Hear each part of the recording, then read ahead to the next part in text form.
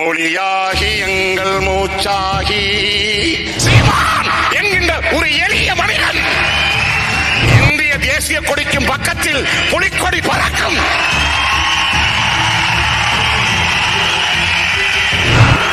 நீ ஒவ்வொருவரும் சீமானாக மாறுன்னு சொல்ல மாட்டேன். நீ ஒவ்வொருவரும் என் தேசிய தலைவன் பிரபாகரனாக மாறு.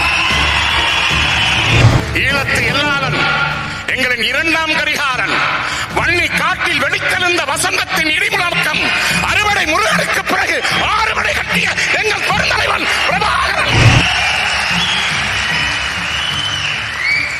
இது சும்மா துவங்கி நடத்தப்படல. இந்த கட்சிப்பா சும்மா துவங்கி நடத்தப்படல.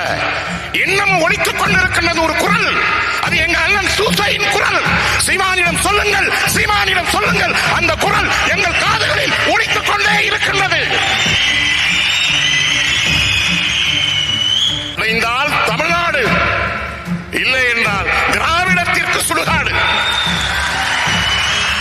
இதுதான் நம் கனவாக இருக்க வேண்டும். எந்த இந்திய தேசிய காங்கிரஸோடு திராவிட முன்னேற்ற கழகம் கூட்டணி வைத்து 2009ஆம் ஆண்டு இந்திய பெருங்கடலில் 32 ஆண்டு காலம் நடந்த விடுதலை போராட்டத்தை அளித்தார்களோ அந்த கட்சியையும் அவன் வாரிசுகளையும் வேரோடும் வேரடி மண்ணோடும் நாம் தமிழர் கட்சியில் இருக்கின்ற கடைசி ஊழியன் இருக்கின்ற வரை அதை நிறைவேற்றாமல் நாம் சாகக்கூடாது என்று இந்த தேர்தல் களத்தில் நீங்கள் லட்சிய சபதம் ஏற்க வேண்டும். அவர்களுக்கு தேர்தல் களம், நமக்கு யுத்தகளம்.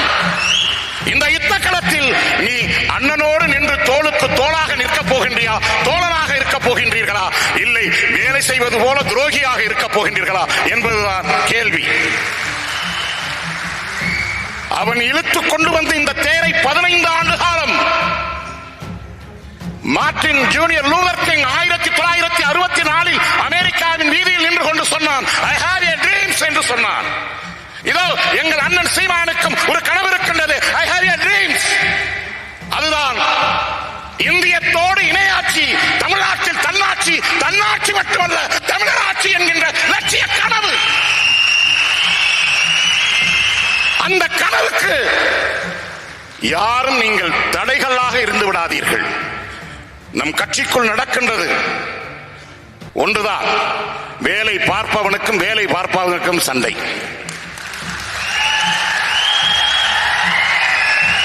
வேலை பார்க்காதவன் என்ன செய்கின்றான், வேலை பார்ப்பது போல நடித்துக் கொண்டு அண்ணனிடம் புகார் சொல்லிக் கொண்டே இருப்பது, அவன் சரியில்லை, அவன் சரியில்லை, அவன் சரியில்லை என்று. ஏனென்றால் டேய் அப்படின்னு அண்ணன் நைட்டு 1 மணிக்கு கூப்பிடுவாரு, அவன் வேலை பார்த்துக்கிட்டு இருக்கான், நீ என்னடா பண்ணிட்டு இருக்கிறேன்னு. ஐயோ இந்த ஆளு கண்டுபிடிச்சு கூப்பிட்டுட்டானே, எப்படி ஏமாத்தலாம் என்றால் வேலை பார்ப்பவனை குறை சொல்லிக் கொண்டே இருந்தால் ஒரு கட்டத்தில் அண்ணன் என்ன நினைப்பார், 5 வாட்டி சொன்னா 6வது வாட்டி சொன்னா ஒரு வேலை உண்மையா இருக்கும் போல இருக்கு, அவனை தள்ளி விட்டு வேலையை பாரு.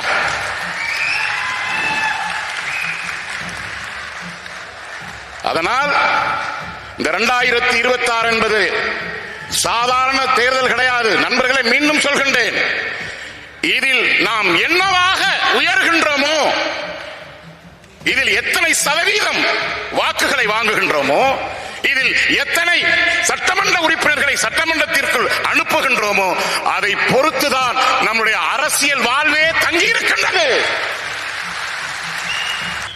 அதனால தயவு செய்து இதை ஏதோ விளையாட்டா எடுத்துக்கிட்டு நீங்க நகர்ந்தீங்கன்னா அது அண்ணனுக்கு செய்யற துரோகம் அல்ல, நாம் தமிழர் கட்சிக்கு செய்யற துரோகம் அல்ல.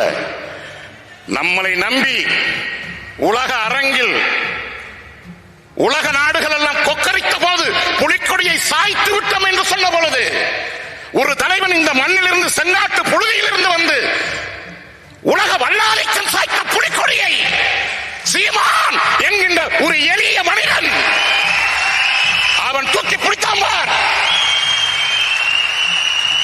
மாவீரர் நாளில் ஒலிக்கின்ற பாடல், மொழியாகி எங்கள் மூச்சாகி முடிசூடும் எம் தமிழ் மீது உறுதி. அந்த பாட்டை அந்த தலைவன் இந்த தலைவனிடத்தில் ஒப்படைத்திருக்கின்றான்.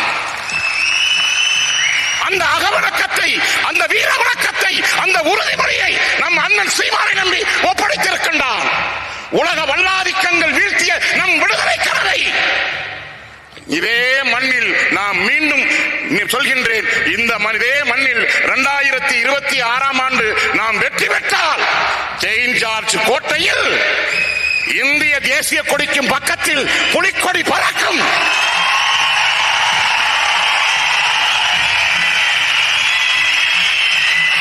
அது நடக்க வேண்டும் என்றால் நீ ஒவ்வொருவரும் சீமானாக மாறுன்னு சொல்ல மாட்டேன், நீ ஒவ்வொருவரும் என் தேசிய தலைவன் பிரபாகரனாக மாறு. அந்த உறுதியோடு இங்கே சத்தியம் எடு. அந்த மாவீரர் ஆன்மாவி மீது நீ சத்தியம் எடுத்துச் செல். உண்மையாக உழை, நேர்மையாக இரு, லட்சிய பற்று கொண்டு உரு.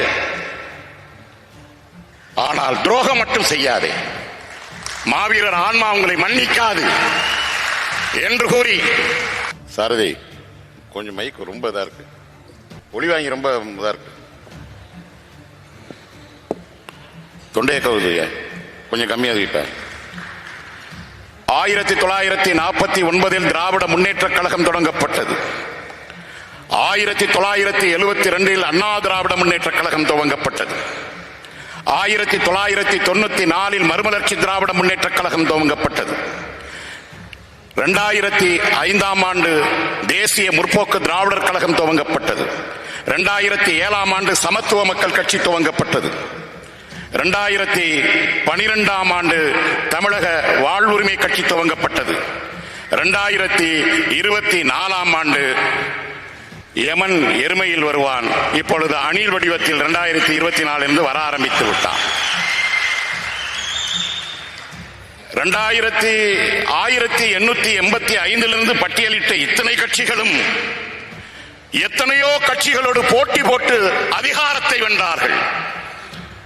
2009ஆம் ஆண்டு முள்வேலி முகாமை தகர்ப்போம் என்று நான்மாடக்குடல் மதுரையில் அண்ணனோடு இணைந்து நாங்கள் முள்வேலியை தகர்ப்போம் என்று ரத்தமும் சதையுமாக ஒன்றிணைந்து அந்த தூக்கி சுமந்த கனவுதான் அண்ணன் சீமான் வடிவில் எந்த கட்சியும் துணையின்றி நம் 15 ஆண்டுகால அரசியல் வரலாற்றில் 8.2 விழுக்காடுக்கு மேல வாக்குகளை பெற்றிருக்கின்றோம் என்றால்